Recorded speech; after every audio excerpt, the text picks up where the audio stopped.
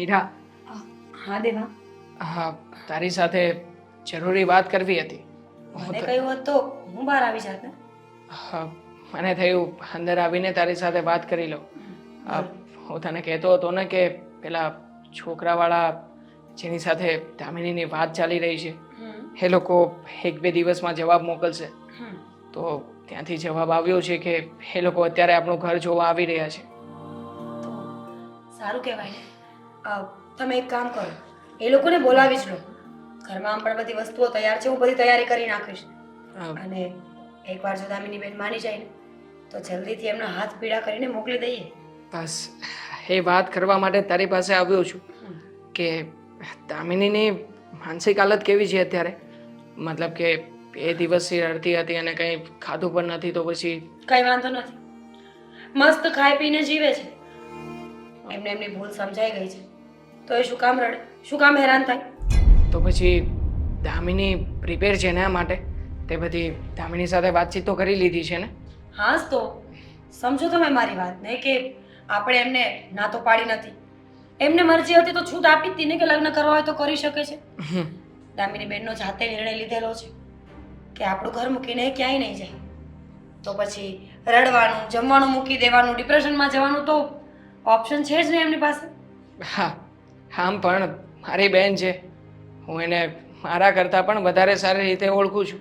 પણ એમ છતાંય એક ભાઈ અને ભાભી તરીકે તારી અને મારી ફરજ બને છે કે હજી જો એના મનમાં ખૂણે ખાંચકે તે પેલા વ્યક્તિનો વિચાર આવતો હોય તો આપણે એને જોર જબરજસ્તીથી આવી રીતે લગ્ન કરાવવા નથી માંગતા. જો દેવા, યાદ ન આવે એ શક્ય નથી.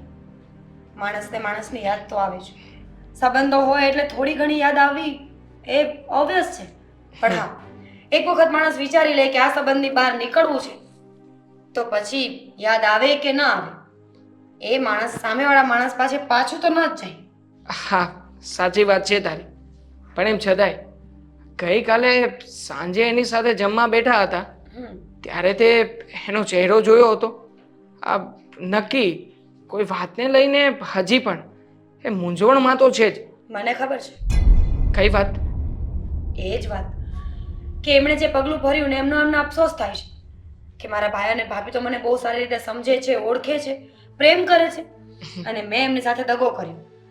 આ વાત એમના મગજમાં જરૂર ચાલતી હોય, બાકી બીજી કોઈ વાત હોય એવું મને લાગતું નથી. છતાં તમે કહેતા હોય ને તો મહેમાન આવે એ પહેલાં હું એક વખત વાત કરી છું. જો એ ના પાડે ને તો હજુ પણ આપણે આ સંબંધને કેન્સલ કરી નાખીશું. બસ એટલા માટે જ તારી પાસે આવ્યો છું કે એકવાર દામિનીનું મન જાણી લઈએ ને પછી જ આ લોકોને ફોન કરીએ. અને તો એ લોકોએ એવું પણ કહેવડાવ્યું છે કે તમે લોકો શક્ય હોય તો આ લોકોને બહાર જવા દેજો ને થોડી વાર. તો છોકરા અને છોકરીને બહાર મોકલવા પડશે. તો શું કરવું છે? આપણે સાથે જવું છે કે એ લોકોને એકલા મોકલવા છે? મોકલવા જ પડે ને. જીવન એ બંનેને સાથે વિતાવવાનું છે. એકબીજાથી વાત કરશે, એકબીજાનો સ્વભાવ ઓળખશે, જાણશે, ત્યારે તો જીવન આગળ વધે ને. ભલે જતા હોય વાત કરે એમાં આપણને કોઈ જ વાંધો નથી. આમ પણ આ દામિનીને તો કહી જ દેવું છે આપણે. છોકરો જોયા પછી પણ જો છોકરો યોગ્ય લાગે ને તો જ આ પાડે, બાકી આપણા પ્રેશરમાં આવીને ખાલી ખોટી આ ન પાડે. સારું, હવે તમે મને સલાહો આપી દીધી હોય ને તો થોડો સમય પણ આપો. આ કેટલો બધો નાસ્તો બનાવવો પડશે મારે. પેલા દામિની બેન પાસે જઈશ, વાત કરીશ, તમારી પાસે આવીશ અને પછી બધું કામ કરીશ. ઠીક છે, તું આ તારું બધું કામ બતાવ. હું જે કામ કરું છું આ તારું આ કામ પતે ને ત્યાં સુધીમાં દામિની સાથે વાત કરી લઉં છું અને પછી પેલા લોકોને ફોન પણ કરી દઉં. ઓકે. હા, ચાલ. દામિની! ઉપર છે.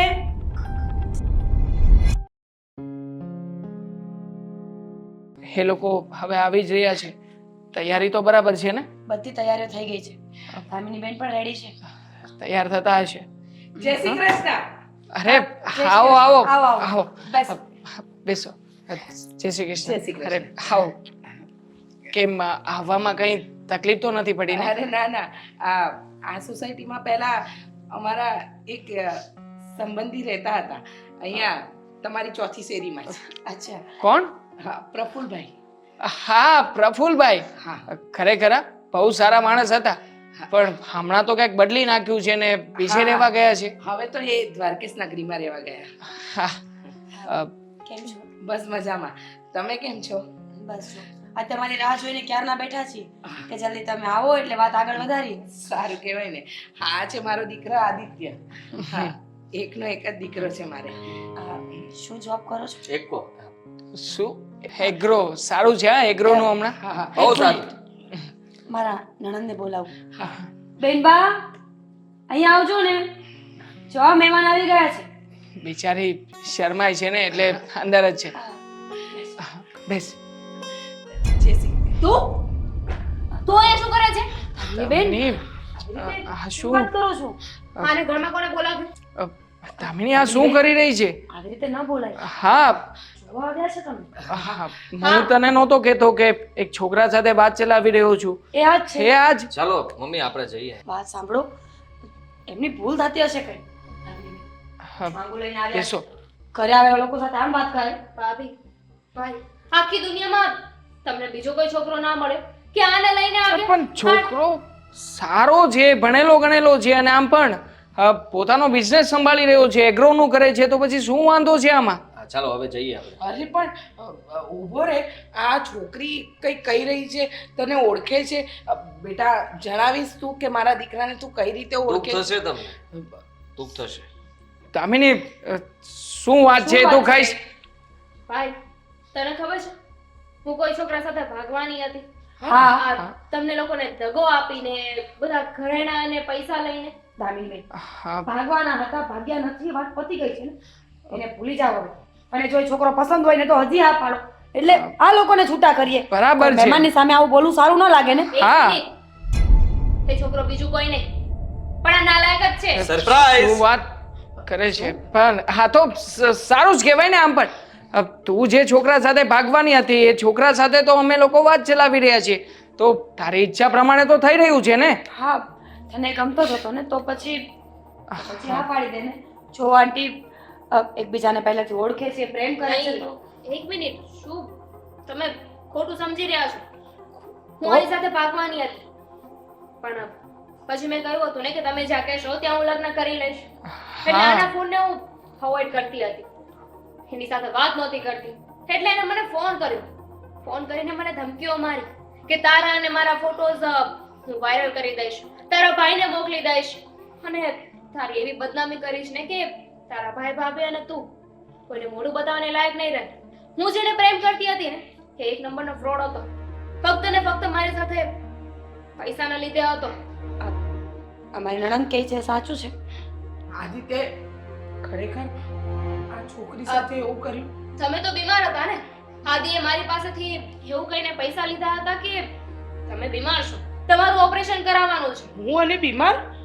અરે ના, મને કોઈ બીમારી નથી. હું રહેવા દો ને હવે.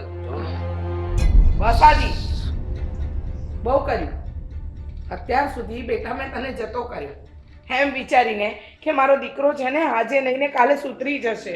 એકનો એક દીકરો છે પણ તું દિવસે ને દિવસે બગડતો જ ગયો. હા, કામ છે મારું આ. અને આની સાથે કઈ મારે લગ્ન નથી કરવા. એને તો મસ્ત મેં એમ જ પટાવી હતી આ પૈસા માટે. પહેલા સારું થયું જે થાય છે ને સારા માટે જ થાય છે તે દિવસે અમને લોકોને જાણ થઈ ગઈ અને મને ભાગવા ન દીધી તમારી વાત માની ગઈ જો આ નાલાયક સાથે હું ભાગી હોત તો મારી જિંદગીનું શું થાય? હા તો તારે જ વિચાર કરવાનો હતો ને. હા શું જોઈને આ નાલાયકને પ્રેમ કરતી હતી? ક્યારે આગળ પાછળ આ શું કરે છે શું નહીં હા, પૂછ્યું હતું કે નહીં?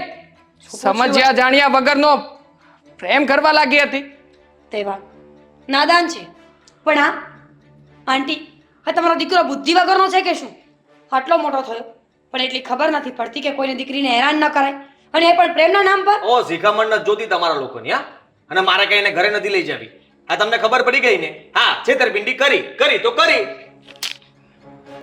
મમ્મી આટલી છેતરપિંડી કર્યા પછી પણ તને શરમ નથી? હા પારકી છોકરીને માં બીમાર છે એનું ઓપરેશન કરાવવાનું છે એમ કરીને રૂપિયા લેતા તને શરમ નથી આવતી? હા, અરે તો સારું થયું એ છોકરી બચી ગઈ. નહીંતર તારા જેવા રાક્ષસથી તો કોઈ ના બચી શકે. તમે આ બધાની સામે મારી ઇજ્જત કાઢો. તારી ઇજ્જત છે પણ શું આમાં? હા, કોઈની બેન દીકરીની ઇજ્જત સાથે રમતા તને જરાય શરમ નહોતી આવતી? હરામખોર, વળી પાછો ઊભો ઊભો દાદાગીરી કરી રહ્યો છે. હજી પણ તને જરાય શરમ નથી કે તે શું કર્યું છે? તમે ઘરે ચાલો. નીકળી જા અહીંયાથી. તમે ઘરે ચાલો, આપણે શાંતિથી વાત કરીએ ને. ચાલો. નથી આવું મારે ઘરે. તું જા. મેં ઘરે નહીં આવું. તું જા કહ્યું ને. મને જવા માટે કહું છું.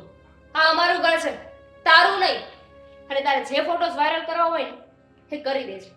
મારી પાસે પણ બધા સ્ટેટમેન્ટ છે. જા હવે, શરમ હોય તો નીકળ અહીંયાથી, નાલાયક.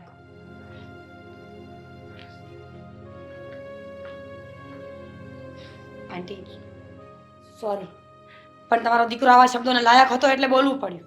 સોરી, હું કહું છું, તમારા ત્રણેયની ગુનેગાર છું. મારો દીકરો મારા જુઓ. હાથમાં નથી રહ્યો. આવી રીતે તમે હાથ ના છોડો.